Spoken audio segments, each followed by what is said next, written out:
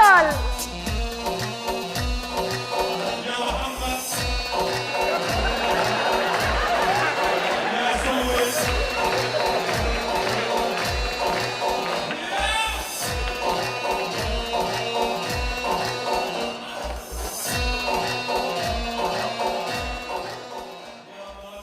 أهلين، أنا أنس الدمشقي. اخيرا شفتك يا انس. تعرف ان من امنيات حياتي ان اقابل انس وابو مازن وابو عمار. عمار في سنه كام دلوقتي؟ هاي ايه؟ تكرم عينك. يعني ايه تكرم عينك دي؟ يعني تسلم ايدك. لا حبيبي، تسلم إيدك هيدي بعرفها. تكرم عينك يعني اخلص.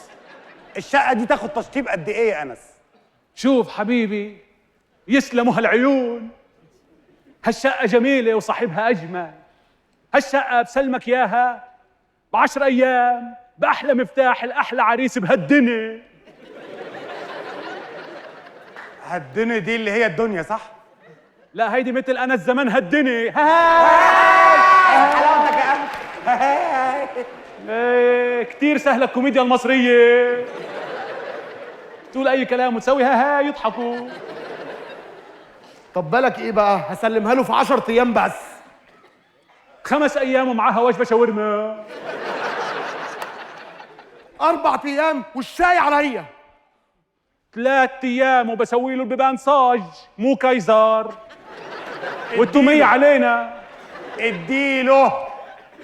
طب بص بقى سلطان الشام، بادئ زي بدء كده. الشقه بتاعتي الباشمهندس دي هنا هتبقى شغلي الشاغل المرحله الجايه. باشمهندس الشقه بتاعتك دي هنا سلمها لك على البيكو.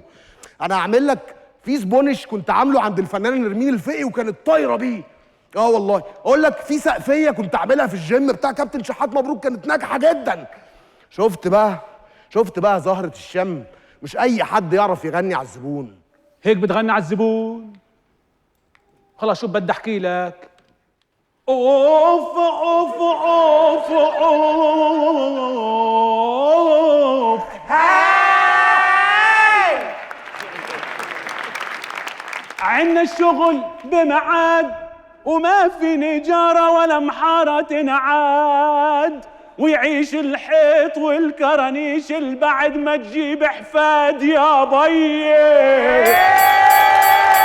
صل على النبي. وبعد اوف، اذا بدك تجيب رخام بنعطيك من عيوننا الخام، وخلص السوري اللي حفظته بهالايام يا بيي يا بيي.